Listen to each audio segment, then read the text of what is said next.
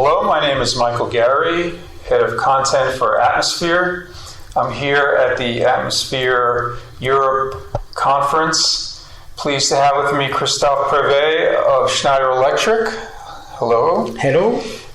And we're going to talk a bit about the SF6 issue with switchgear, which Cristophe just discussed at session here at the conference. So, Cristophe, tell me, what is your message? What was your message at the session in terms of, the SFX, getting rid of it in switchgear? Okay, so SF6 has a very high global warming potential of 25,200 times the CO2. So it's huge, and today for medium voltage and high voltage, the consumption of SF6 is roughly 20,000 tons.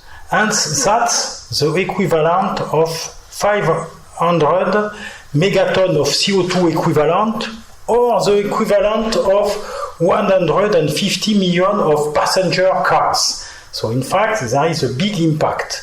And today, there are solutions to replace SF6.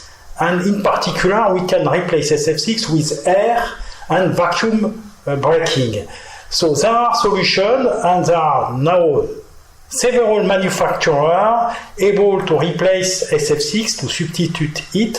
Anyway, there is some overcost, and of course, at the beginning, with the beginning of the industrialization, and we need some incentive. And for example, the proposal of regulation against SF6 that European Commission is starting to make will help us to launch our solution with an incentive on the market. So you say air is the solution, the replacement for SF6? Yes, there is also proposal of other alternative by some manufacturer. These alternatives are also fluorinated gases, and we speak of fluoronitril or fluoroketone. So fluoronitril has still a global warming potential of 2,700, so it's a progress compared to SF6, but it is still high. Anyway, all these F-gases are PFAS, and they have some toxic concern. And there is a question about the reprotoxicity, mutagenicity of these gases. No answer today, and they could be also banned in the future. So for us, there is no way to make an intermediate step with these fluorinated gases, because air solutions are, we can do all of the performances with air solution, so there is no reason to use another fluorinated gases with still some risk and global warming potential.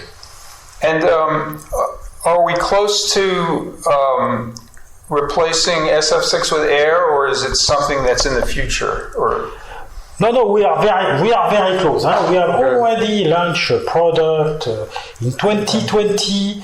In 2021 at 12 kV, and we start to launch now at 24 kV beginning of next year. So we will have to complete the range. There is also utility with some specificities, and we have started to work with Enedis in France, E.ON in Germany, Enel in Italy, to comply to all their specification. So we'll make this work in next year, in 2023, to be ready to sell the product in 2024. Okay, great. That's exciting. Good news. Thank you very much for your time today. Thank you. Thank you for listening.